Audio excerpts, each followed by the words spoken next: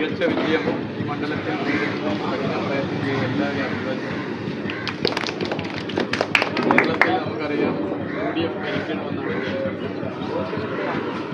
ആ ജനവിധിയെ മാനിക്കുക. LDF പ്രതീക്ഷിച്ചൊരു വിജയം ഈ തെരഞ്ഞെടുപ്പിലുണ്ടായി. നമ്മുടെ നിയോജക മണ്ഡലത്തിൻ്റെ ഒത്ത് ചേർന്ന് കിടക്കുന്ന 4 അതിർത്തി മണ്ഡലങ്ങളും വള്ളിക്കുന്നാണ്. 1,50,000 വോട്ടിന് ഭൂരിപക്ഷമാണ്. 50,000 വോട്ടിന് ഭൂരിപക്ഷം.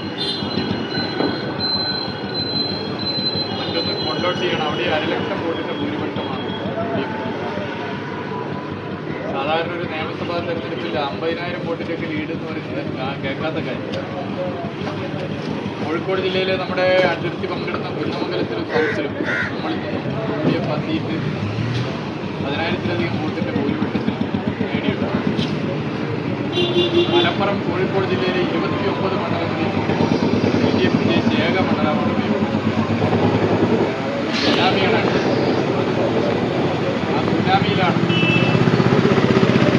LDF. പോരാത്തതിന് ചില ചതിക്കുഴികളും ഈ തെരഞ്ഞെടുപ്പിലുണ്ടായിരുന്നു.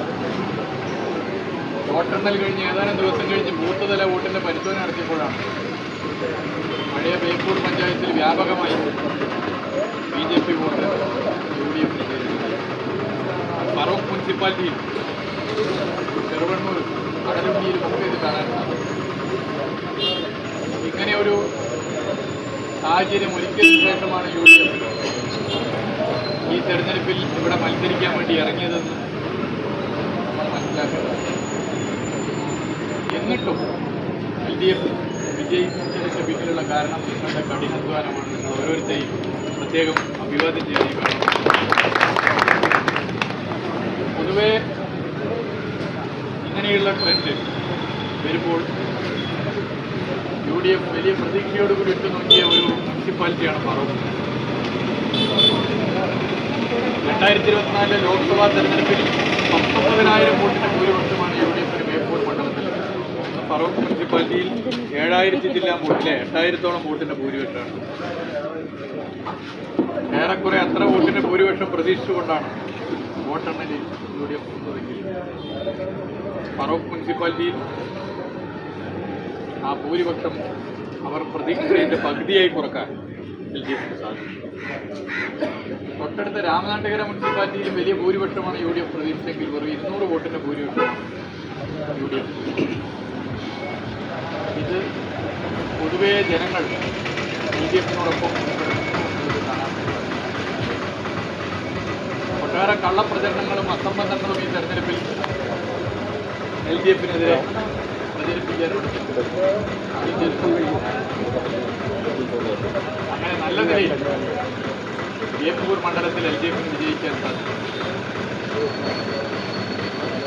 ഒരു MLA എന്നുള്ള നിലയിൽ കഴിഞ്ഞ 5 കൊല്ലം കക്ഷി രാഷ്ട്രീയ ഭേദമന്യേ എല്ലാവരും യോജിപ്പിച്ച ഈ നിയോജക മണ്ഡലത്തിലെ നമ്മുടെ ജനങ്ങളുടെ ആവശ്യങ്ങൾക്ക് വലിയ പരിഗണനയാണ് സംസ്ഥാന സർക്കാർ കഴിഞ്ഞ 5 കൊല്ലം. UDF സർക്കാരിൽ നിന്നും ഒരു MLA എന്നുള്ള നിലയിൽ ആ പരിഗണന പ്രതീക്ഷിക്കുകയാണ്. എവിടെയെങ്കിലും അവഗണന വരികയാണെങ്കിൽ ജനങ്ങളെ അറിയിച്ചുകൊണ്ട് അതിൽ നിലപാട് സ്വീകരിച്ചുകൊണ്ട് ഇടതുപക്ഷം ഒരു നാടിൻ്റെ പ്രതീക്ഷയാണ്. ആ പ്രതീക്ഷയ്ക്കുള്ള പോറൽ എവിടെയെങ്കിലും ഏറ്റിട്ടുണ്ടെങ്കിൽ അത് ചർച്ച ചെയ്ത് കണ്ടെത്തി പരിഹരിച്ച് തിരുത്തി ജനങ്ങൾക്കിടയിൽ കൂടുതൽ സജീവമായി ഇടതുപക്ഷം ഇടപെടും. UDF ഭരിക്കണമെന്നാണ് ജനം പൊതുവെ തീരുമാനിച്ച ജനവിധി അംഗീകരിക്കുക. എന്നാൽ UDF പ്രതിപക്ഷമായതുപോലെ ആയിരിക്കില്ല LDF പ്രതിപക്ഷമാകുമ്പോൾ എന്നുള്ളത് പ്രത്യേകം ഇവിടെ ചൂണ്ടിക്കാട്ടാൻ ഞാൻ ആഗ്രഹിക്കുന്നു.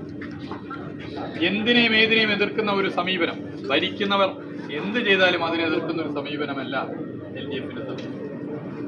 എന്നാൽ അനീതി, അഴിമതി, അധാർമികത ഇവ സംസ്ഥാന സർക്കാരിന്റെ ഭാഗത്തുനിന്ന് വന്നാൽ ജനം ആഗ്രഹിക്കുന്നത് പോലെയുള്ള ശക്തമായ പ്രതിപക്ഷമായി ഇടതുപക്ഷം ഈ കേരളത്തിൽ മാറും എന്നുള്ളത് പ്രത്യേകം ചൂണ്ടിക്കാട്ടാൻ ആഗ്രഹിക്കുന്നു. അപ്പോൾ എല്ലാവരെയും യോജിപ്പിച്ചുകൊണ്ട് ഈ മണ്ഡലത്തിൽ വികസന പ്രവർത്തനമായി മുന്നോട്ട് പോകും. നമുക്ക് ആ പ്രവർത്തനങ്ങൾ ഇനിയും ശക്തമായി കൊണ്ടുപോകാം എന്ന് മാത്രം ചൂണ്ടിക്കാട്ടിക്കൊണ്ട് എല്ലാവർക്കും